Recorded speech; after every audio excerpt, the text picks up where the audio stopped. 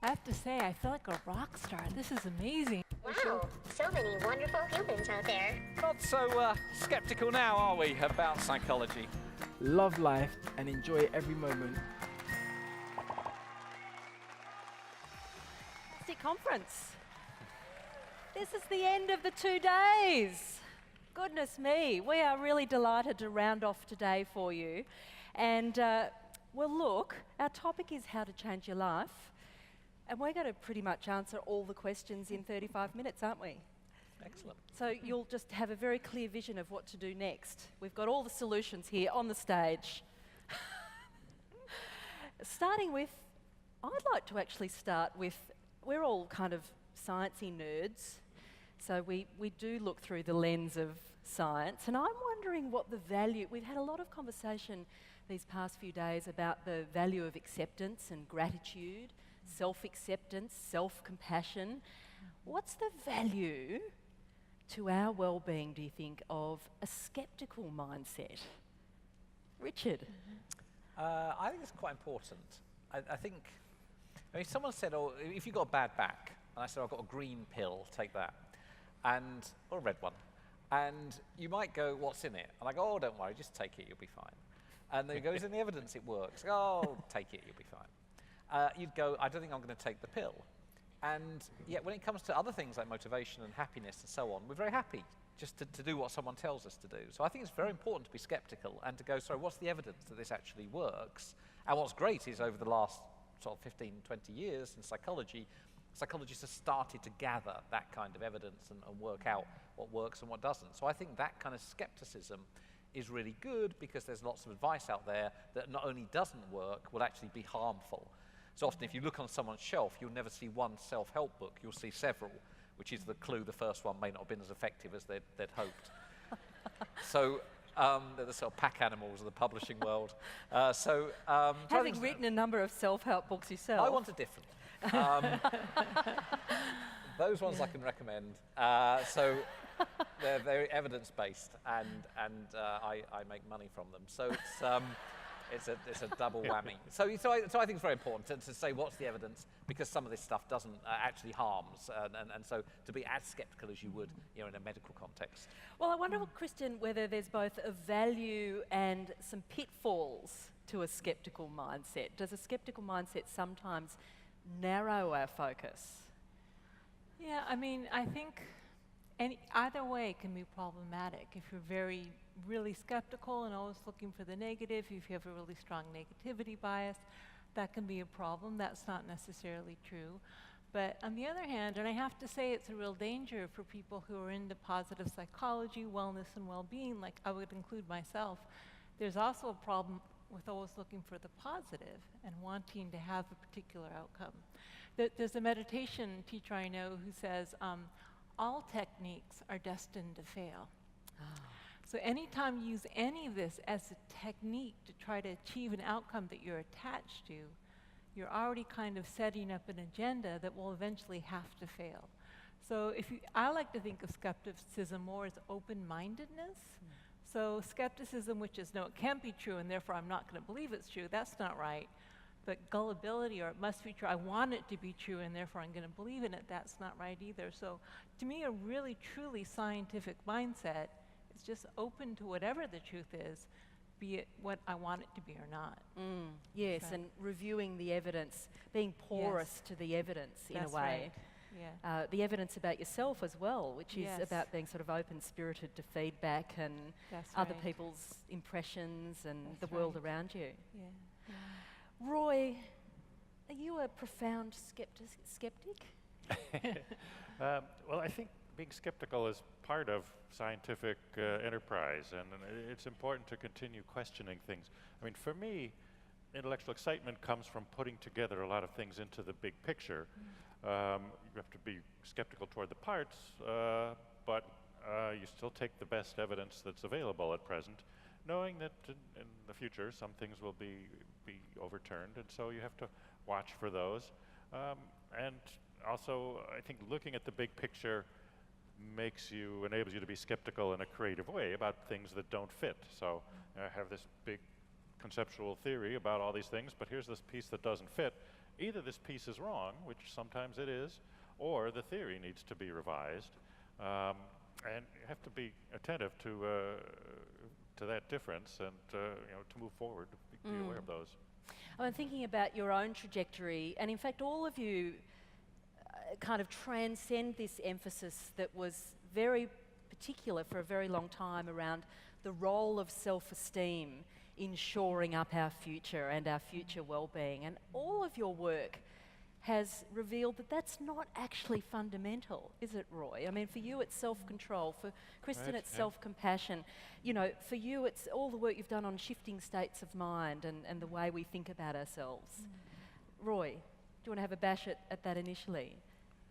Well, I don't think there's one formula, but if any, I mean, go back to the philosophical point that the unexamined life is not worth living. I think that's probably overstated. We could be skeptical about that, but at least it does cultivate an attitude that being skeptical about aspects of your life, and our theme is self-improvement, you have to be skeptical, is this really the best that I can do? Is this the best? Is this the way it should be? And so in examining your life in that way, you can make it better. Now, I said we want to be skeptical of that formulation too. I've had a couple dogs who I really don't think examined their lives at all very carefully, but I would say their lives were worth living. They had a lot of joy and pleasure. So it's not essential, but they also didn't create any intellectual breakthroughs as far as I know. Some combination is probably ideal. Yes, I mean, this idea of self-esteem, self-compassion for you, Kristen, has been, well, it's been transformative for you personally. It's been transformative for you professionally because you've spearheaded it as a field of inquiry. How potent is self-compassion in this conversation about changing our life? Yeah, so I mean, kind of going back to your earlier question, it's a bit of a paradox. In fact, in our training program, we say we give ourselves compassion not to feel better, but because we feel bad.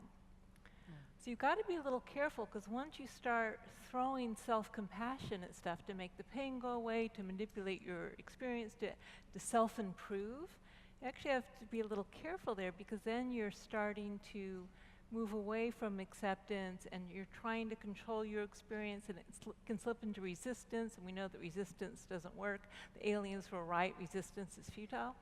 You know, so it has, the whole thing, the whole enterprise has to be held kind of with an openness to paradox, an openness, and if you really go deeply into it, kind of non-duality. We have very linear dual ways of thinking that actually aren't fully able to capture the complexity of life. So for me, open-mindedness is being open to maybe the paradox of things. Does that make sense? It shouldn't. You should be scratching your head, because that means it's a good paradox if you're scratching your head, you know. But I think it's we don't like paradox. These things, like, we want to be able to improve, but as I said at the end of my talk, the goal of practice is to be a compassionate mess. So we aren't really a compassionate mess. So we aren't really improving ourselves or relating to whatever's happening with compassion, understanding, support, and then paradoxically, it allows us to change. But if our intention slips from kind of one of acceptance and kindness and support to trying to control because this outcome's okay and that outcome's not okay, then the whole thing starts falling apart. But I mean, a lot of us stop right at the point of self-judgment, and that just stops us from improving our lives, because we're trapped in this inner narrative, which is informed by so many social pressures and expectations of perfection and achievement and performance, and it's self-generated, but it's collectively generated as well, isn't it? So for you, in a way, the evaluation is the problem. Not that it doesn't have a role, but it has to be held very lightly. Good, bad, better, worse. Give us an example. Well, so for ourselves, I mean, Roy's brilliant work on self-esteem, I mean, the whole problem comes when we become invested in being a good person. What lengths will we go to prove that we are a good person and we aren't that bad person, and then we start becoming a bad person to prove we're a good person? You know, Roy's great work on how it can lead to really some nasty behavior.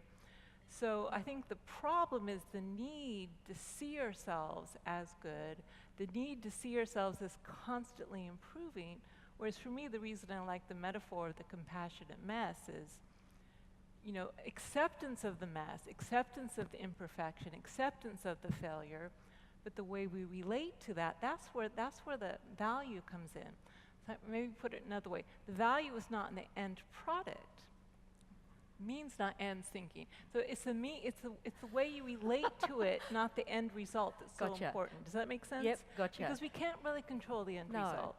But how we approach the process with kindness, with compassion, with open-mindedness, with a skeptical scientific spirit, Yep.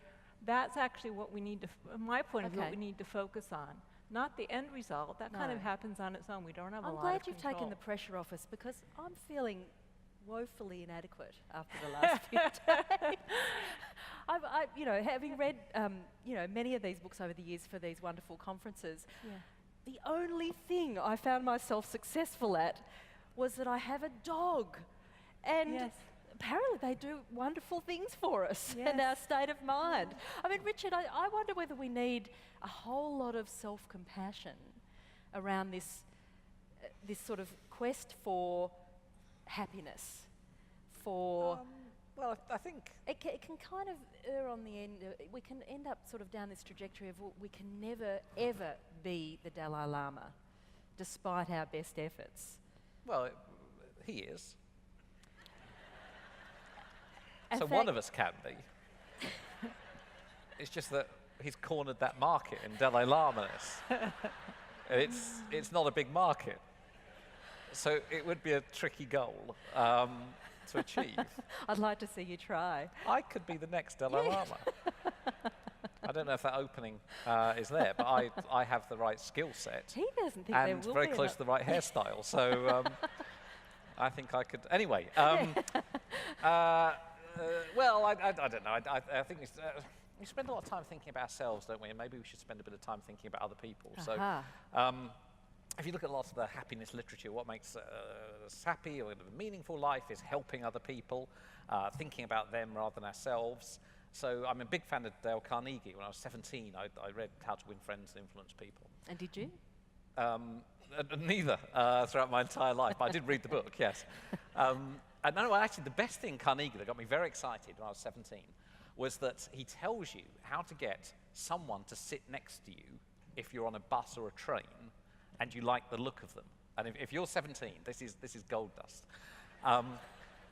So what you do is you I put think your... it's gold dust no matter what Well, your well age. maybe you could all try this. You could all try this. Exactly. So if you're on a bus or a train and you've got a double seat, you put your bag on the other seat, stopping anyone sitting there. And then when you see someone you like the look of, as they walk down the aisle, just before they get there, you move your bag.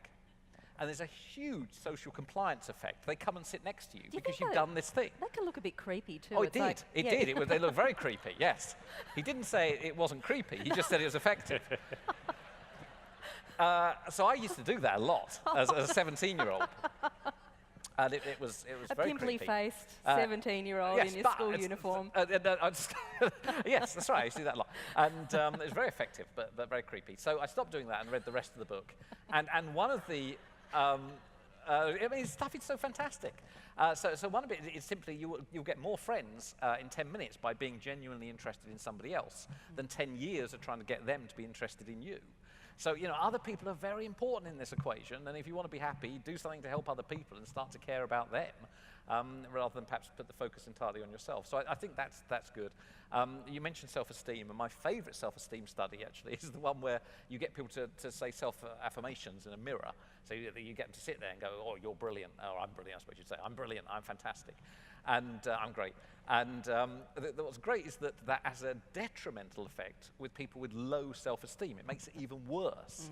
And They the reason really is, genuinely don't believe themselves. well, that's it. They look in the mirror You and go, what kind of liar. idiot is saying this? Exactly.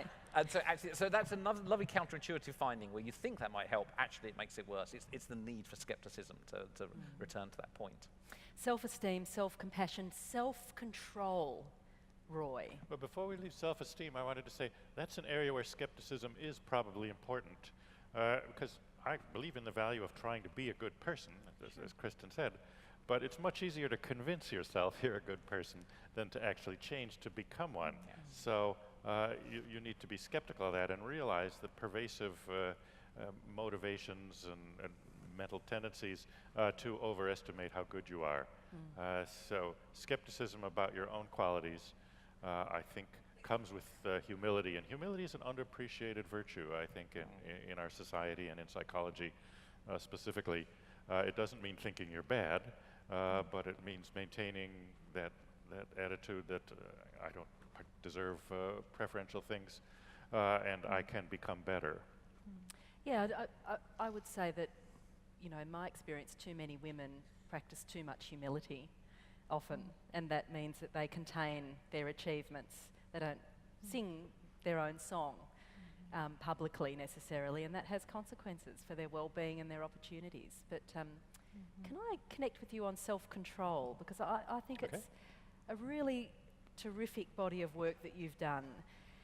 That it willpower and self-control, connected as they are, operate like a muscle, and we deplete them. Just convey that for us, because I think it's a really potent idea, and it sort of goes to the heart of self-compassion as well. Sometimes we wonder, oh, what about the motivation? Where's it coming from? Sometimes we're just too tired to change ourselves, aren't we? Yes, certainly. When energy's low, people stop trying to improve, even stop conforming to their rules and their personal ideals. Anything that takes energy to overcome an impulse. I mean, self-control is about changing yourself. It's about changing your thoughts, your feelings, your behaviors. And so the natural thing is to do the easy way and not try to improve, to let your first response dictate it, to act on your first impulse.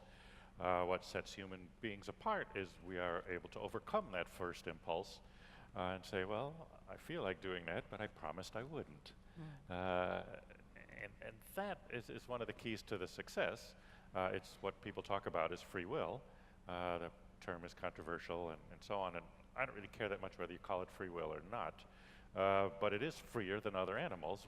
Most animals are not capable of overriding that impulse, and especially based on abstract moral principles or commitments to others that they made even years ago.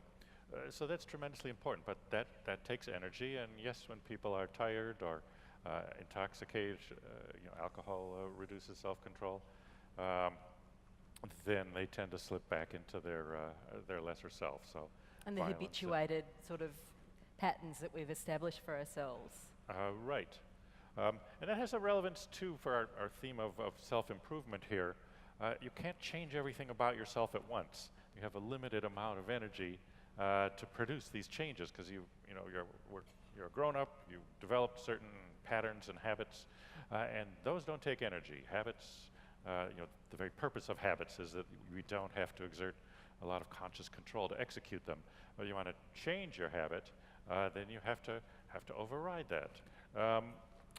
So it takes this energy to change it. That's the folk term willpower, which we actually resisted adopting the folk term for a long time, but we're finally persuaded that what we were seeing in the lab really was the same thing that people talked about with that term. But I love the work that you did on the sort of interchangeability of this skill, getting people to sit up straight and what they were capable afterwards, Yes, you can make yourself stronger in those respects by exercising it as if it's a muscle, and then you can use that for changing other things. I get asked around New Year's every year, what about New Year's resolutions, and why are people so bad, and should we just stop making New Year's resolutions? Well, I hate to advocate that, because there's self-improvement, and I believe in self-improvement. It's a good way to live. But making 5 different resolutions and trying to do them all, each time you put your energy into one, you're taking away what you can do for the other.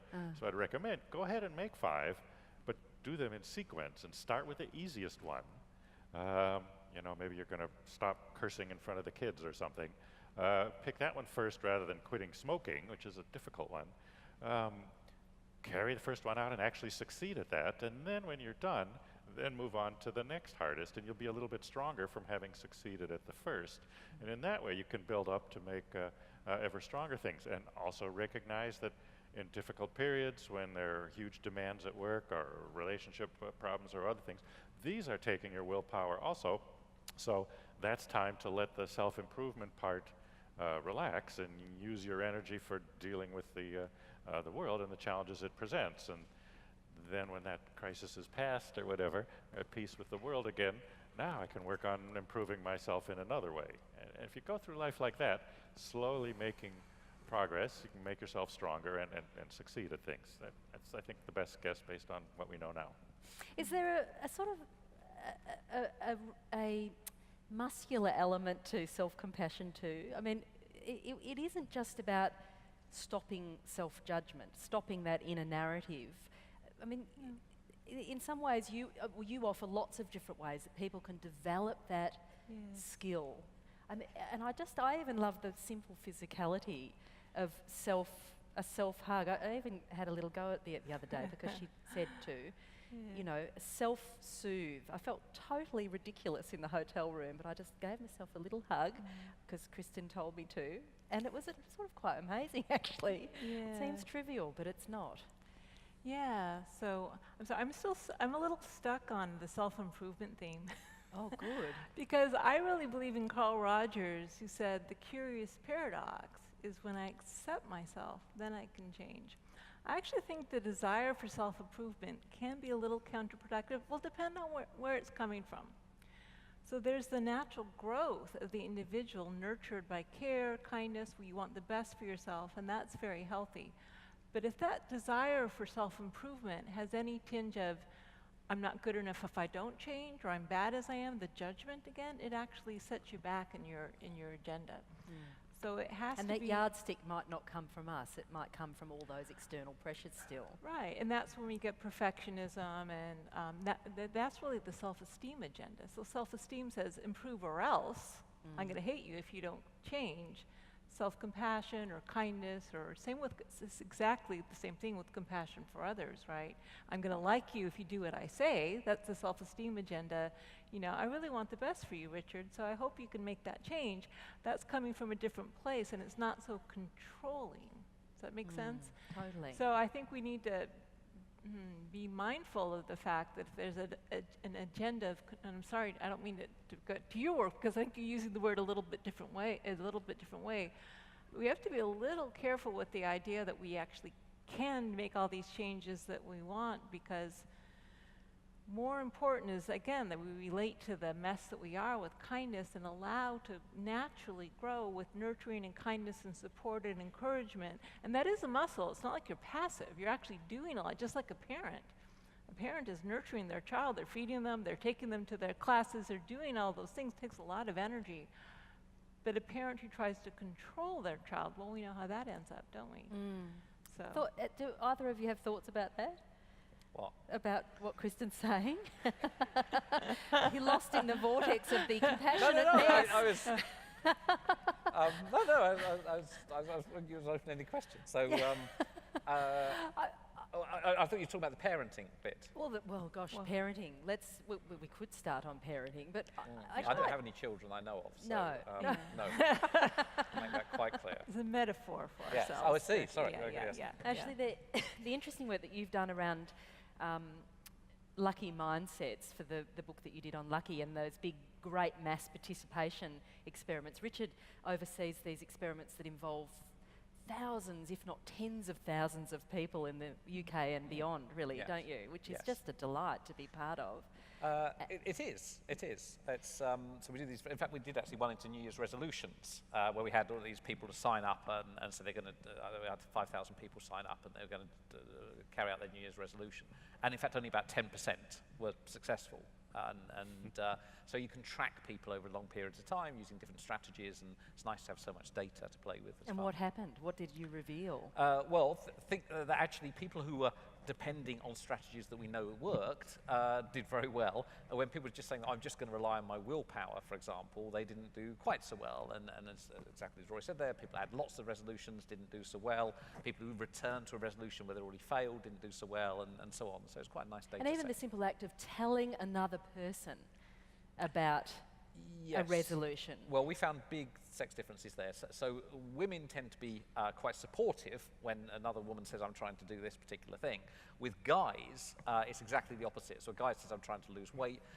Their friends, their male friends, try to just feed them cake, basically, in order to try and undermine what's happening. Why? Because men Is there sort traditionally of are not very competitive nice to one nature? another. No. It's true. I've seen that firsthand, and indeed And measured partaken it. in it. Yes, yeah. So if a friend of mine tries to achieve something, I always try and undermine that as quickly as possible, because it boosts my feeling of well-being, which is very important. It's not all about them. It's not quite as it seems, Richard. Yes. You the way it make is. out that you're this lovely human being, No, and really I don't. you're not. I don't. Not for long. No. No. Any time with me at all, that's undermined very, very quickly. No, it's entirely, everything is just for my amusement. So you looked at these incredible stories of people. They're incredible. Can I because say that when I become the Dalai Lama, I'm taking the whole thing in a very different direction. Very different direction.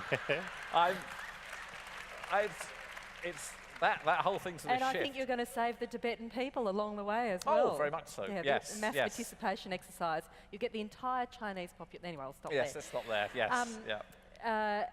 Lucky- My book was I wrote a book called Rip It Up, which was about the way in which your actions influence your thoughts and behaviour. You put a smile on your face, you feel happier. And boy, did that not sell. It really didn't sell. And my agent would say, well, I told you this was a terrible idea, and it didn't, you shouldn't have done it.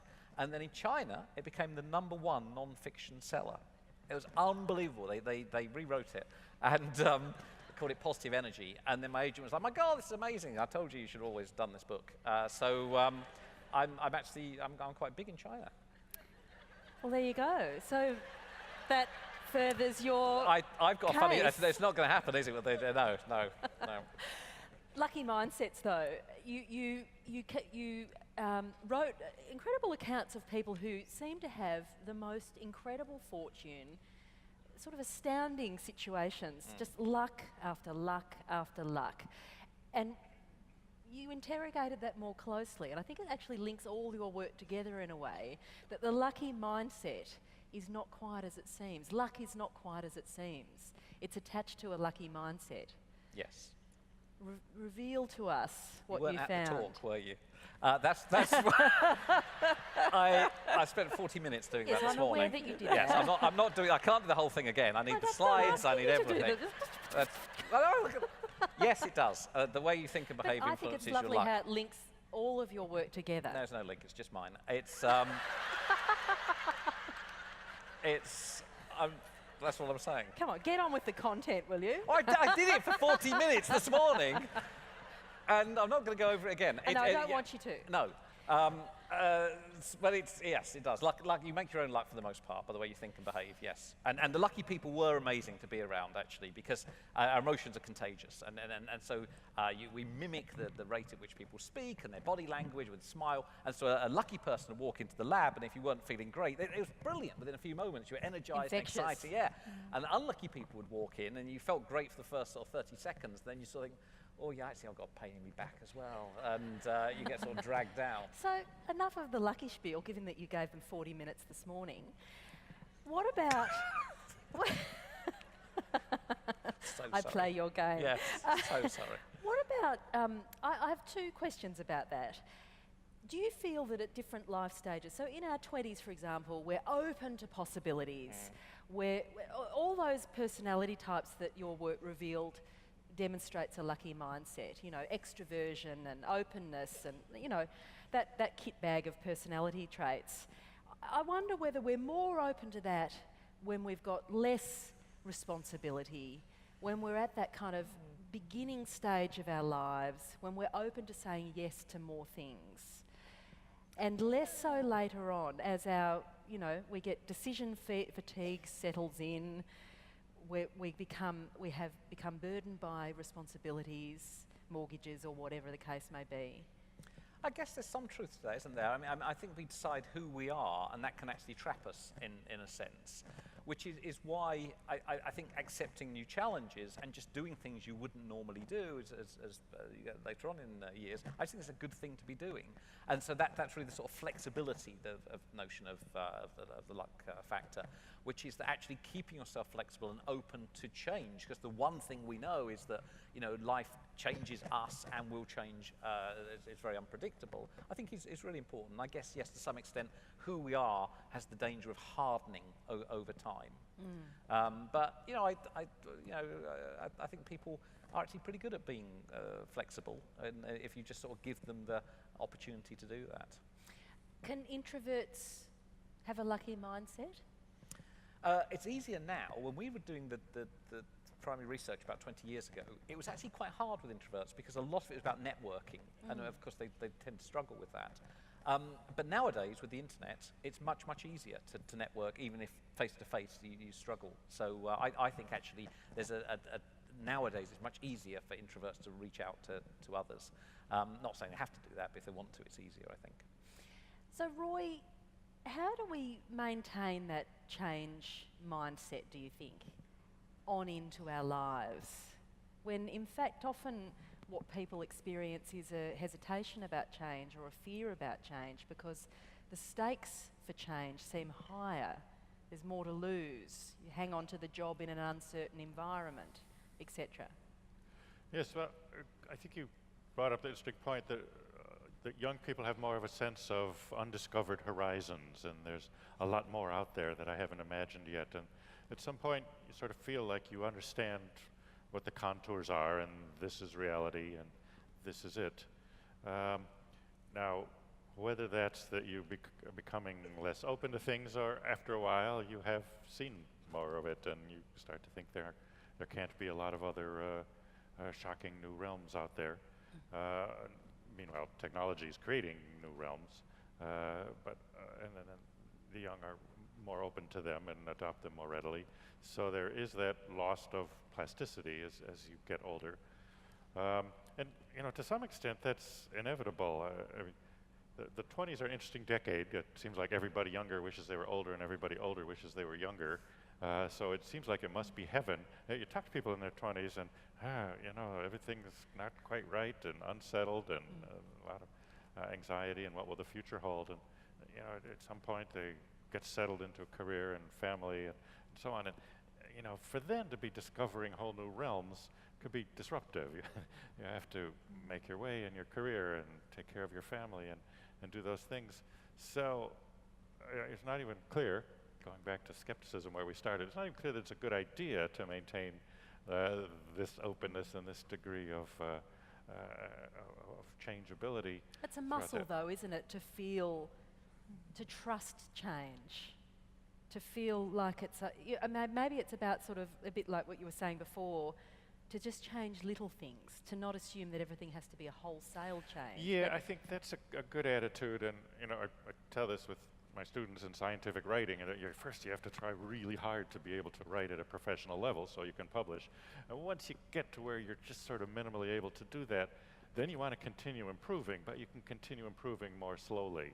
So first get up to where you know you need to be, and that's a struggle, and you maybe need the energy of youth and the flexibility. And then when you start to get into something, continue to get better, but you can pick more battles, more limited fashion, and do it at a more relaxed pace and let life take its course. Watching all your careers evolve is a sort of exercise in being open to change. All of you have, you know, you started out as a magician. I did. You know, you were both in an academic environment, still are, but you've also reached out to the wider public. And Kristen, I might round off with you with a sort of comment about what that's meant for you, being open, taking your work to a wider audience and how that's changed it. Yeah, so I feel very, very blessed. I'm very lucky because I really do. I feel like the luckiest person in the world that I love the academic work. There's nothing I like better than running my stats and, you know, finding my p-values. By the way, p-value is not p-value, it's your probability value. I got caught on that before. So I love all that. It's so restful for my brain. There's nothing more restful for me than writing a manuscript. It's like easy, it's straightforward, it's linear. My brain rests in the linear. But it's so meaningful, so satisfying to do the practice. When I teach people self-compassion, or I lead a meditation, or I really, help people find this way of relating to themselves that makes an actual difference in their life. And that's probably the majority of my work. Don't tell my department this, guys, but my professorship is my part-time job at this point. I kind of do it on the side. I feel like my real work is going out in the world and talking about self-compassion and writing about it and developing these protocols and teaching it. And for me, it's just, really the reality of the practice feeds the science at this point. It doesn't go, for me, I'm not saying this is the right way for everyone, but for me, the practice feeds the science as opposed to the ideas, the linear, logical brain telling me what I should do or how, I should live my life. And I find that incredibly satisfying. And I'd love to say it's right brain, left brain, but I'm with you guys who'll probably tell me that doesn't mean anything. No. Integrated whole. The integrated whole, whether it's right brain or left brain or who knows what it is, but it feels very integrated, that the different parts of myself have a full chance to be expressed, and it feels really good. So we're going to wrap now, but I just want one comment about, feels a bit pop psychology, and sorry to do it to you, but one thing that people might take away from what you've presented here at the conference in terms of changing your life. Richard, just one statement, one sentence. I would say, I think what's really important is actually not to focus on yourself. If you want to inject meaning instantly into your life, just ask that question of how can I help others, I think is a key message. Fantastic. Roy? Just slowly get stronger and better. I love that. Kristen, one sentence. I'm going to give a two-part. Don't focus on changing your life. Focus on changing how you relate to your life, and include yourself in the circle of compassion. Oh, I love it. Kristen Neff, Roy Baumeister, and Richard Wiseman. Please say thank you.